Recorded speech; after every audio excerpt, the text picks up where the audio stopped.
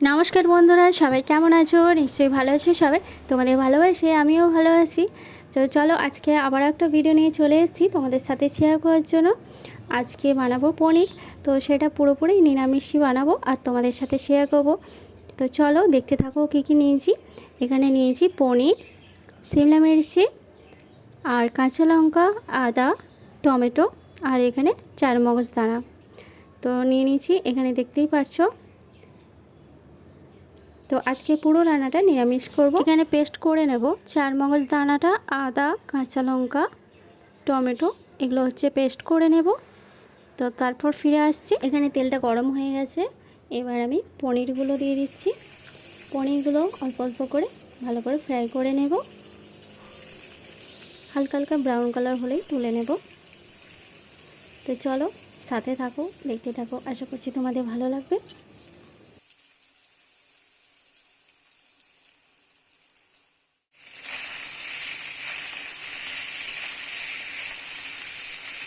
এখানে পনিরগুলো ফ্রাই করে তুলে নিয়েছি আর এখানে ফোড়নে জিরে দিয়ে দিলাম, দিয়ে শিমলা মির্চগুলো একটু হালকা হালকা ফ্রাই করে নেব।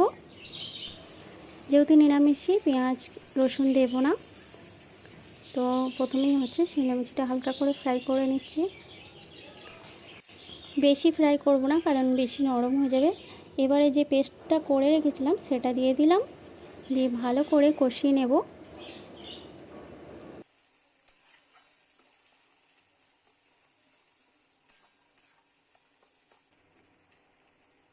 এবারে আমি গুঁড়ো মশলাগুলো দিয়ে দেবো, যেমন হলুদ, লঙ্কা গুঁড়ো আর নুন, রেগুলার বেসের যে মশলাগুলো সেগুলোই দিয়ে দিচ্ছি। তো খুবই সিম্পল ইজি রেসিপি, তো তোমরা ট্রাই করতে পারো, দারুণ লাগে খেতে। রুটি পরোটার সাথে তো একদম জমে যাবে।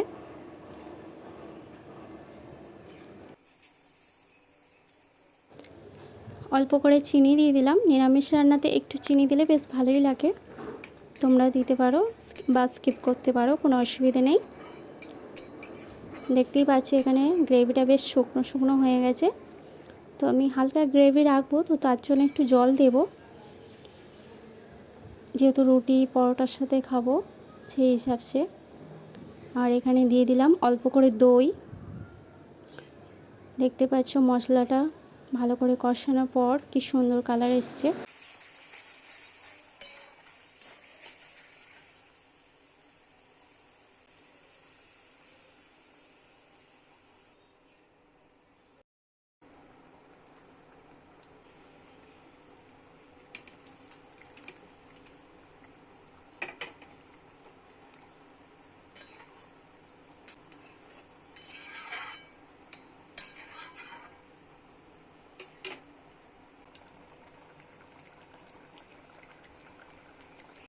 ঠান্ডা হওয়ার পর গ্রেভিটা আরও শুকনো হয়ে যাবে, তো আমি এতটাই গ্রেভি রাখবো। আর এখানে ওপর থেকে কসুরি মেথি দিয়ে দিলাম, আর অল্প করে ধনে পাতা দিয়ে দিচ্ছি।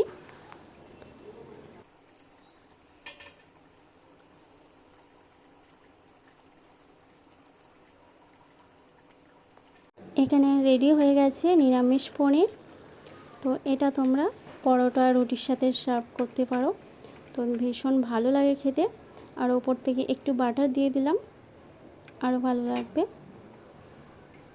আর তোমরাও বাড়িতে ট্রাই করো, কমেন্টস করে জানিও কেমন হয়েছে রেসিপিটা আজকে।